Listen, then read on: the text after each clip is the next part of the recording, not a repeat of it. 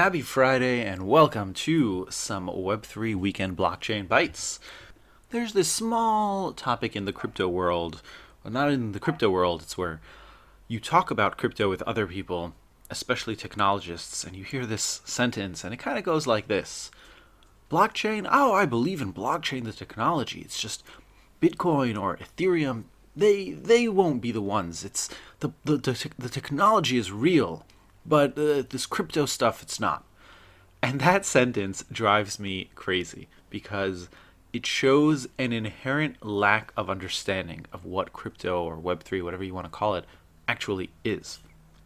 And that is, this is not a movement about the technology.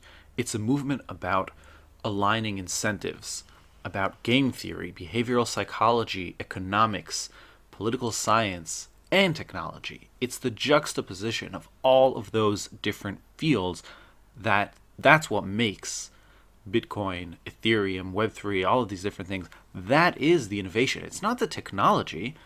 Whoever says, oh, blockchain, I get it. I get hashing. I get the cryptographic part of it. They're missing the main point. The main point isn't SHA-256 or KCAC 256, which is what Ethereum uses. That's not new. Hashing has been around for a long time. So have Merkle trees. So have timestamp servers. So have Byzantine fault systems. So have databases. All of this stuff has been around for a long time. No, what makes crypto, Web3, Bitcoin, Ethereum, what makes it unique, the innovation, is combining those systems with a game theory, with a behavioral psychology theory that incentivizes people to act in a certain way.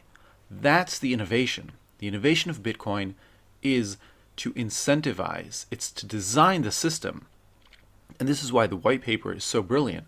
It's to design the system so that everyone who partakes, all the different stakeholders, have an incentive to promote the health of the Bitcoin ledger, of the Bitcoin timestamp server. And the same is true for Ethereum. Everyone who partakes, they have the incentive to promote the Ethereum timestamp state machine. And that is the innovation. It's the alignment of incentives. That's why tokens come into play. That's where they shine. When you have to align incentives among different participants in an ecosystem who have different incentives, who have different goals. And the token comes to align all of those different participants. And this is the innovation of crypto. It's not the technology. The technology has been around. People try to solve these things for a long time with the existing technology. It's figuring out how you incentivize miners in such a way so that they are incentivized to work on the Bitcoin protocol.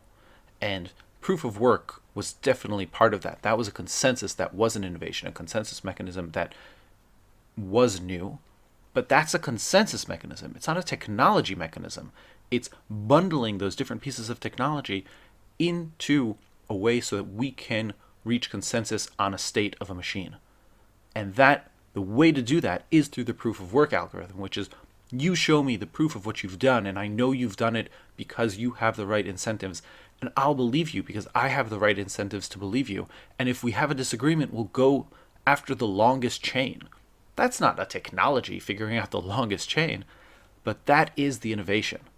And this is why when people say, I believe in the technology, but I just don't believe in the system, in the Bitcoin, and Ethereum, whatever it is, they are missing the main point, which is the whole innovation of Bitcoin and Ethereum and crypto. And the projects that succeed, and I think are bound to succeed, are the ones that figure out how to align incentives around a goal that wasn't possible before without aligning incentives. A lot of the things we do in crypto could have been done not in crypto, but the reality is that they haven't.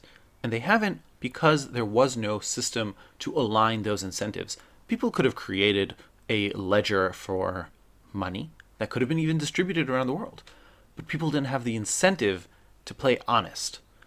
And people can do all kinds of things on Ethereum, but they don't have the incentive to do it properly.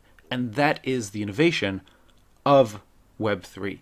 It's providing the incentive mechanisms to coordinate among people in different parts of the world, in different parts of society in a decentralized fashion. That's why decentralization matters, and that's why you need to coordinate, because it is decentralized, towards a common goal. And you usually do that around a financial incentive, aka a token. That is the innovation of crypto. And the rest is kind of built around that. It's the political, governance mechanisms that are there to make sure that we can coordinate properly. And it's the hashing algorithms and the Merkle trees that make sure that we maintain the data so that it's live, so that it's accessible, even though we're distributed around the world. But at its core, it's coordination among a decentralized audience.